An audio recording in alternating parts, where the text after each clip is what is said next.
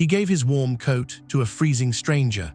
That single act of kindness made him the target of a brutal syndicate and the only clean weapon for a vengeful Hell's Angel. Now, he must wage a public war with words while a shadow war of violence rages around him. If you're new here, subscribe and comment your location. Now let's begin. The wind cut like a knife. Leo shoved his hands deep into his pockets, hurrying back to his apartment. He was a freelance journalist, which meant he was mostly broke and always cold. He passed a bus stop. A girl sat there, hunched over. She wasn't dressed for the weather, just a thin hoodie. She was shivering hard. Leo stopped. He looked at his own coat. It was old, but it was warm. It was his only really good coat. He thought for a second, then he took it off. "Here," he said, holding it out. The girl looked up. She had bright blue eyes, red from the cold.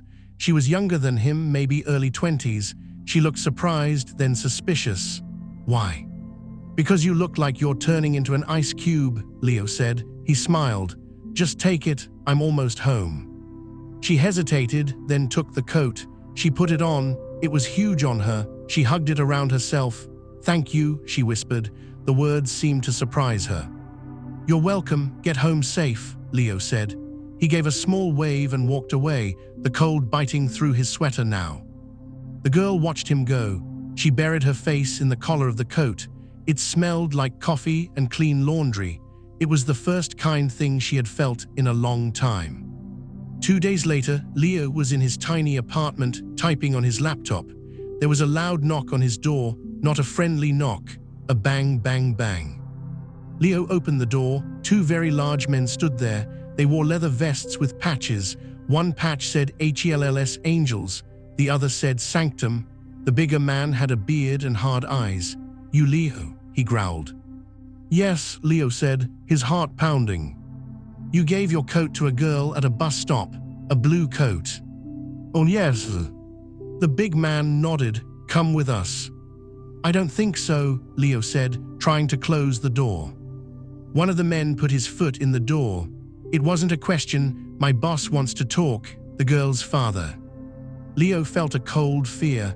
The girl was a Hell's Angel's daughter. He had touched her. This was bad. He put on his shoes and went with them. They drove him to an auto repair garage called Sanctum Customs. It was clean and busy. They took him to a back office. A man sat behind a desk. He was older, with gray in his hair and a calm, scary face. This was Marcus. "Leo," Marcus said, "sit." Leo sat. "My daughter is Stella, the girl you gave your coat to. Her apartment's heating was cut, sabotaged, pipes frozen. A message from a rival group, the Volkov Syndicate. They are trying to pressure me." Marcus's voice was flat. "She was sitting at that bus stop because she was waiting for one of my men to pick her up. She was too proud to call and say she was freezing." "I just gave her my coat," Leo said. "That's all." "I know I had you checked. You're clean, a journalist, no police ties, no gang ties, just a guy who gave a cold girl his coat." Marcus leaned forward. "That makes you useful." "Useful for what?" "The Volkovs look legitimate. They have restaurants, nightclubs, construction. They hide their dirty money in these places. I can't touch them directly. It would start a war I'm not ready for. And the police, some of them are on their payroll." Marcus looked at Leo. "But a journalist can ask questions, can look at business records, can write stories about bad plumbing permits and fire code violations. You can attack them in the light where my hands are tied." Leo stared. "You want me to investigate the Volkov Syndicate as a journalist?" "Yes, you will be my public face, my clean hands. You dig up the dirt, you publish it. You cause them legal trouble, money trouble, public trouble, and while you do that," Marcus's eyes were ice, "my club will handle the shadows. We will find the men who froze my daughter. We will handle them. 2 wars, one you see, one you don't." "This is insane. They'll know I'm working for you." "No, they will think you are a brave, stupid journalist. I will pay you, good money, more than you make now, and you will have my protection." "And if I say no?" Leo asked. Marcus smiled a thin smile. "Then you leave. But the Volkovs already know a man in a blue coat helped my daughter. They are looking for that man. If you are not under my roof, they will find you, and they will not ask you to write a story." Leo understood. He had no choice. The kind act had pulled him into a war. "Okay," he said, his voice dry. "I'll do it." "Good." Marcus stood up. He went to a closet. He took out Leo's blue coat. He handed it to him. "Wear this. It's your badge now, a reminder of why you're doing this." Leo put the coat on. It felt different, heavier. Marcus introduced him to Stella, who was in the garage working on a motorcycle. She looked up, surprised to see him. She was wearing his coat over her work clothes. "Stella, this is Leo. He's going to be helping us. He'll be working from the office upstairs." Stella wiped her hands on a rag. She looked at Leo, then at her father. "Helping how?" "He's a writer. He's going to write about our neighborhood, the bad businesses," Marcus said carefully. Stella was smart. She understood immediately. Her eyes widened. "Dad, no, he's a civilian. He gave me a coat. You can't drag him into this." "He's already in it," Marcus said. "This is the safest place for him." Stella looked at Leo. There was guilt in her eyes and something else, a curiosity. "I'm sorry," she said softly. "It's okay," Leo said. "The coat looks better on you anyway." A small smile touched her lips. That was the first light moment. Leo started his work. He moved into a small room above the garage. It had a bed, a desk, and a window. He used his journalist skills. He looked up business records for Volkov Properties. He read city council minutes.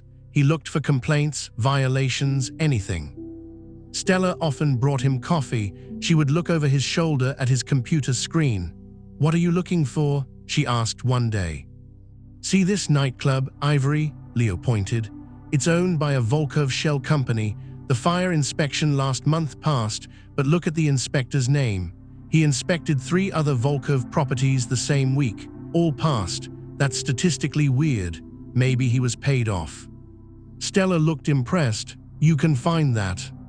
"It's just connecting dots," Leo said. He turned to look at her. She was close. He could see a smudge of grease on her cheek. He had the sudden urge to wipe it off. He didn't. The chemistry was there, in the small office, in the way she'd bring him lunch, in the way their hands would brush when she handed him a file. It was a slow, warm tension. A 18+ charge that was always present but never acted on. YouTube safe, but full of unspoken words. One day, Leo needed to see a Volkov construction site. Marcus sent Stella with him for cover. They pretended to be a young couple looking at new condos. At the site, Leo took pictures with his phone. Stella played her part, holding his arm, laughing at his jokes. Her hand felt small and strong in the crook of his elbow. It felt real, not pretend. A security guard came over. "Can I help you?" "We're just looking," Leo said, smiling. "Thinking of buying a unit. Heard great things about Volkov developments." The guard eyed them. "Sales office is downtown. This is a hard hat area." "Of course, sorry," Leo said. They turned to leave. Leo subtly took a picture of the guard's face. As they walked back to the car, Stella let out a breath. That was close. "Thanks for being a good actress," Leo said. She still held his arm. She didn't let go. "Who says I was acting?" she said quietly. Leo looked at her. The charged moment hung between them in the cold air. He wanted to kiss her right there, but he knew they were being watched. He just squeezed her hand against his side. Meanwhile, the club's shadow war was happening. Leo heard bits of it, muttered conversations in the garage, Marcus coming in late with hard eyes. One night, 2 of the club's men came back with bruised knuckles. They had found one of the men who sabotaged Stella's heating. Leo didn't ask what they did. He didn't want to know. He was making progress. He found a big piece of evidence. A Volkov-owned restaurant was dumping grease illegally, causing big problems.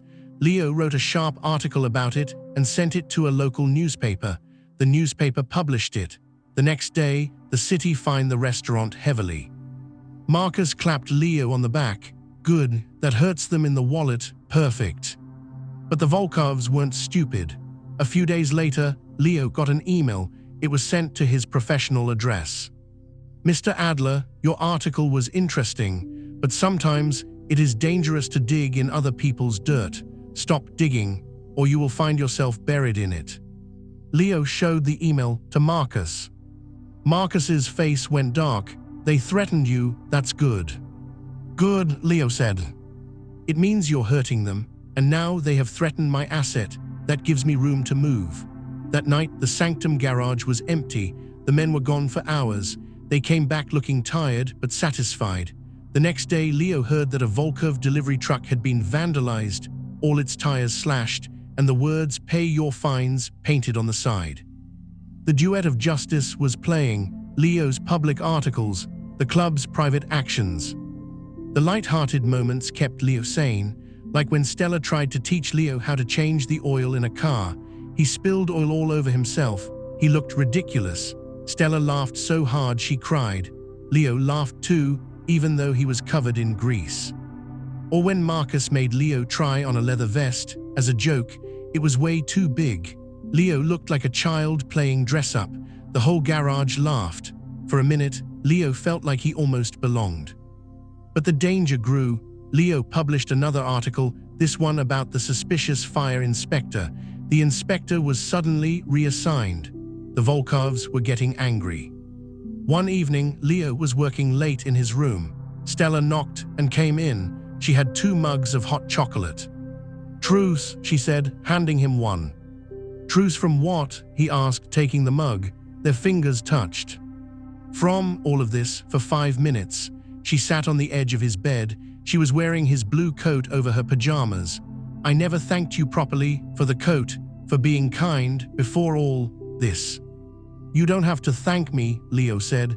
He sat next to her, not too close. "It was just a coat." "It wasn't," Stella said, looking into her mug. "It was warmth. It was someone seeing me as a person, not just Marcus's daughter, not a prize or a target, just a cold girl." She looked at him. Her blue eyes were serious. "Why did you do it, really?" Leo thought, "I guess, because once, a long time ago, I was that cold kid, and no one gave me a coat." Stella reached out. She put her hand over his. The touch was electric, warm. The charged chemistry filled the small room. They looked at each other. The air felt thick. Leo leaned in slowly. Stella didn't move away. Her eyes fluttered closed. Just then, the garage alarm downstairs blared. A loud, horrible sound.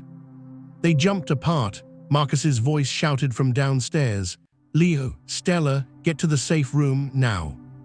Leo and Stella ran out of the room. The safe room was a reinforced closet behind Marcus's office. They rushed inside. Marcus slammed the door behind them and locked it. They could hear shouting and the sound of breaking glass from the garage. "What's happening?" Stella asked, her voice tight. "Volkovs," Marcus said, his face grim in the dim light of the single bulb. "They're sending a message, a loud one." They listened. There were crashes, yells, then the roar of motorcycle engines starting up. Their own men were responding. After what felt like forever, the noises stopped. Marcus unlocked the door and went out. Leo and Stella followed. The garage was a wreck. The big front window was shattered. 2 customer cars had their windows smashed. Spray paint was on the walls, a crude V for Volkov. But the club's bikes were okay, and their men stood around, angry but unhurt. "It was a smash and run," one man, David, reported. 4 guys, masks. "They did the damage and took off in a car. We chased, but they lost us." Marcus looked around, his jaw clenched. Then he looked at Leo. "They hit my home, my business, because of your article about the fire inspector. The war is getting hotter." Leo felt sick. "I'm sorry, I didn't mean for this to happen." "You didn't do this," Marcus said sharply. "They did. This just proves your work is good. It hurts. Now we hurt back, but harder." The next day, Leo was scared to write anything. He sat at his computer, staring at a blank screen. Stella brought him coffee. She saw his face. "You can't stop," she said softly. "If you stop, they win. They scared you. That was the point." "I don't want anyone else to get hurt," Leo said. "My father knew the risks when he started this. We all did. But what you're doing, it's the right way to fight. It's the only way that might actually end them, instead of just beating them up until they come back later." She put a hand on his shoulder. "Keep going." Her touch gave him courage. He went back to work. He dug deeper. He found a gold mine. A Volkov construction project had used cheap, unsafe building materials. He had photos, invoices, everything. This could lead to a huge lawsuit, maybe even criminal charges. He showed Marcus, "This is big. If I publish this, the city will have to shut down the site. It could bankrupt that part of their business." Marcus read it. A slow smile spread across his face. "This is it, the hammer, publish it."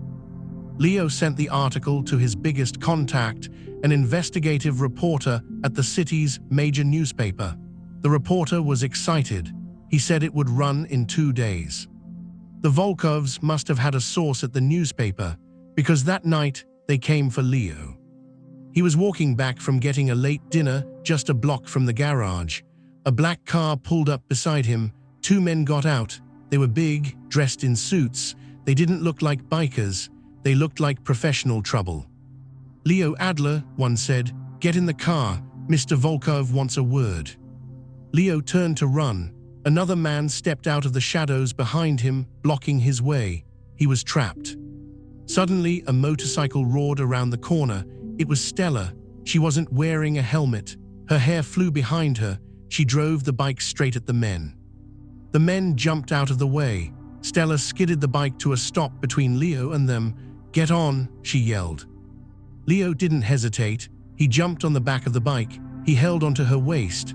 The bike leaped forward. The men tried to grab them but missed. Stella wove through traffic, going fast.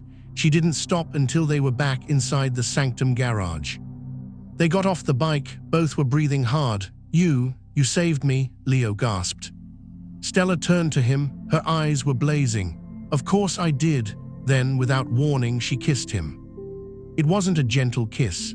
It was fierce, full of fear and adrenaline and all the charged moments they had stored up. Her hands were in his hair. His arms went around her, pulling her close. It was a kiss that said everything they hadn't said. It was YouTube safe, but full of fire and promise. When they broke apart, they were both shaking. "Okay," Leo whispered. "That happened." "Yeah," Stella whispered back, a small smile on her lips. Marcus walked in. He saw their faces, their closeness. He didn't look angry, he looked tired. "They came for you directly. That means the article is going to hurt them badly. We have 2 days until it publishes. They will be desperate." "What do we do?" Leo asked, his arm still around Stella's waist. He didn't let go. "We keep you safe and we prepare." Marcus looked at them. "The 2 of you, stay together. Stella, you watch his back. Leo, you finish this. Make sure that article runs." The next 48 hours were a tense waiting game. Leo and Stella stayed in the garage apartment. They played cards. They talked. They learned about each other's lives. The chemistry was still there, but it was calmer now, warmer. It was turning into something real. Leo told her about growing up poor, wanting to tell stories that mattered. Stella told him about growing up in the club, loving machines, but hating the violence, feeling trapped by her name. "I don't feel trapped when I'm with you," she said quietly. "Me either," Leo said. The day the article was supposed to publish, the newspaper called Leo. The reporter sounded nervous. "Leo, there's a problem. Our lawyers are getting cold feet. Volkov's lawyers are threatening a huge lawsuit. They're saying our evidence is fake. We might not be able to run it." Leo's heart sank. "It's not fake. You have the documents." "I know, but the pressure is huge. I'm sorry." Leo told Marcus. Marcus's face turned to stone. "Then we make the pressure bigger."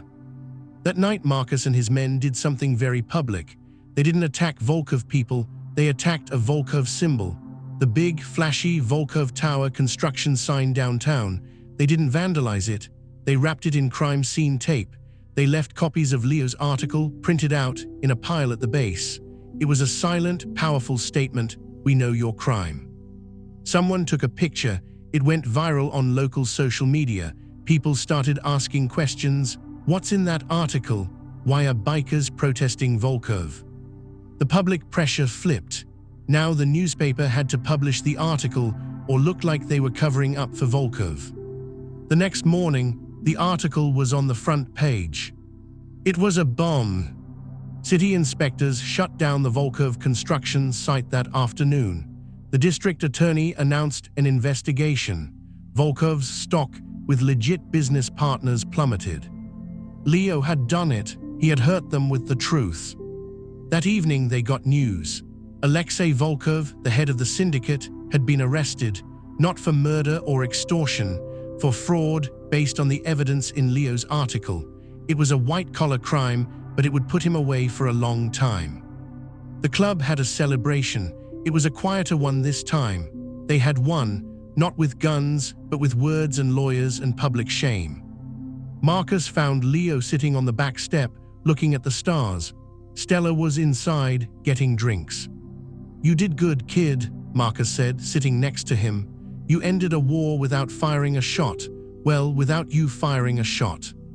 "Thanks," Leo said. "What happens now to me?" Marcus was quiet for a moment.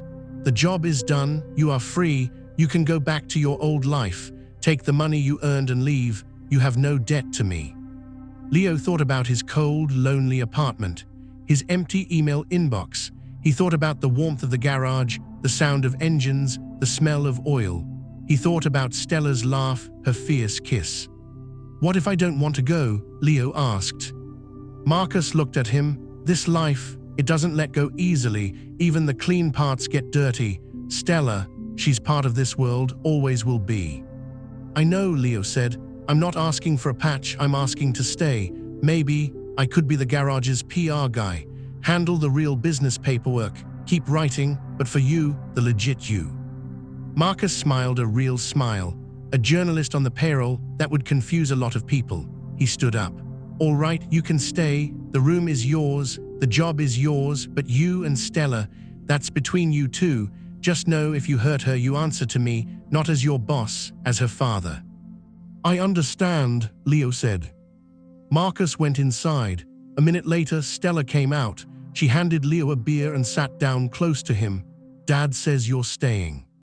"Yeah, if that's okay with you." Stella leaned her head on his shoulder. "It's more than okay." She looked up at him. "You know, you never got your coat back." Leo looked at her. She was still wearing his blue coat. He smiled. "Keep it. It looks better on you anyway. Besides," he said, his voice soft, "it did its job. It brought me to you and to a war we actually won." Stella kissed him then, under the night sky. It was a sweet kiss, a promise kiss. The war was over. The empire of the club was still there, but it had changed a little. It had made room for a man with a pen and for a love that started with a simple act of kindness on a freezing cold night. The celebration at the garage was a release of tension. But for Alexei Volkov, the arrest was just a setback. From his jail cell, he gave one last order to his remaining lieutenant, a ruthless man named Ivan. 2 days after the arrest, Leo was officially moving his few things from his old apartment to the room above the garage. Stella was helping him. They were laughing, carrying a box of his books up the stairs. The front door of the garage burst open. It wasn't a member. It was a delivery man with a huge, beautiful flower arrangement. "For Stella Kovac?" he asked. Stella frowned, putting down her box. "That's me." She took the flowers. There was a card. She opened it. Her face went pale. "What is it?" Leo asked. She handed him the card. It was handwritten in elegant script. "A congratulations on your victory, such a clever girl. Your father protected your body from the cold, but who will protect your heart from the fire? Ask your journalist about the real story, the one he didn't write. A friend." Leo felt a chill. What does this mean? What fire? Stella looked at him, confusion and a flicker of doubt in her eyes. "I don't know. What real story, Leo?"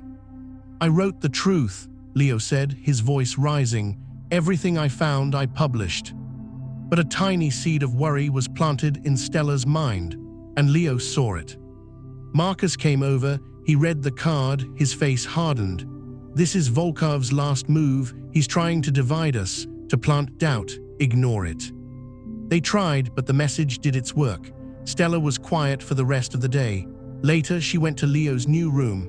"Leo," she said, her voice serious, "my mother died in a fire a long time ago. It was ruled an accident, a space heater in her studio. I was very young." Leo's blood ran cold. "Stella, I don't know anything about that." "But Volkov does," she whispered. "Why would he bring it up now? What real story could there be?" Leo made a decision.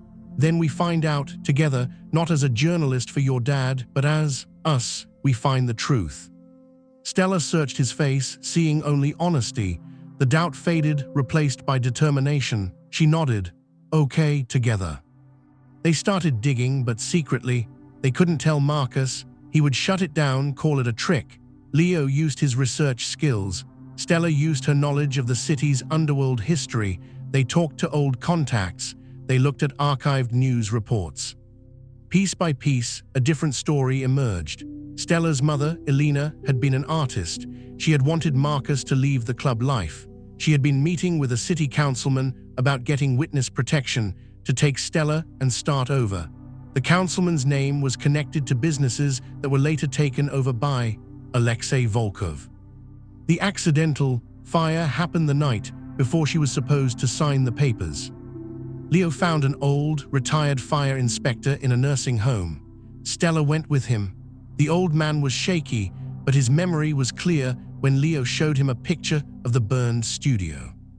"Ah yeah," the old man said. "That one. The official report said faulty wiring, but my boss at the time, he made me change a note in my notebook. I saw something, traces of an accelerant, something that makes fire spread fast, but the note disappeared. I was told to forget it." Stella's hand tightened around Leo's. Her eyes were full of tears, but her voice was steel. "Volkov, he killed my mother, to hurt my father, to stop her from making him leave." They had the truth, but it was old. The evidence was gone. The fire inspector's boss was dead. It was just a story. They couldn't prove it. They went back to the garage, hearts heavy. They had to tell Marcus. Marcus listened in silence as Leo laid it out. The room was deadly quiet. When Leo finished, Marcus didn't yell. He didn't move. A single tear traced a path through the dust on his cheek. Then he spoke, his voice hollow. "I always wondered, she was so careful." He looked at Stella, his pain raw. "I am so sorry. I brought this life to our door. I am the reason she is gone." Stella went to him and hugged him tightly. "No, Dad, Volkov is the reason." Marcus held his daughter, then looked at Leo over her shoulder. "You found this for her. You gave her the truth. That is a greater gift than killing Volkov in a dark alley." He took a deep, shaky breath. "But he is already in a cage, and he will die there. That is his end. Our war is truly over now." The final piece of the conflict was resolved, not with more violence, but with painful, healing truth. The shadow war was done, the public war was won, and the personal war in Stella's heart had an answer. A week later, Leo was officially the business manager for Sanctum Customs. He had a real contract, a salary, and a desk in the office. He was writing honest ads for the garage. The blue coat hung on a hook next to Stella's toolbox, a symbol of how it all began. That night, Leo and Stella went for a ride on her motorcycle just for fun. They stopped at a cliff overlooking the city. The lights twinkled below. "So," Stella said, leaning against him, "a journalist, a mechanic, and a bunch of bikers. We're a weird family." "The best kind," Leo said, wrapping his arms around her from behind. He kissed the top of her head. "You know, I never got a chance to properly thank you for saving me from those Volkov guys." Stella turned in his arms to face him. A playful, charged smile was on her lips. "Oh yeah, and how were you planning to do that?" Leo smiled back, the chemistry between them warm and bright under the stars. "I was thinking something like this." He kissed her. It was deep and sweet, and full of a future they had fought for together. It was a kiss that held the cold bus stop, the dangerous investigation, the painful truth, and the promise of a safer, better tomorrow. They were from different worlds, but they had built a bridge between them with a coat, with words, and with courage. And on that bridge, they had found a love strong enough to withstand any storm. The empire of the club remained, but within its walls, a new kind of strength now lived, the strength of truth and the enduring power of a simple, kind act that changed everything. Thank you for joining Leo and Stella's dangerous journey. Would you have taken the coat and the job? Let us know where you're listening from in the comments, and subscribe for more stories where a simple act of kindness pulls you into a world of impossible choices.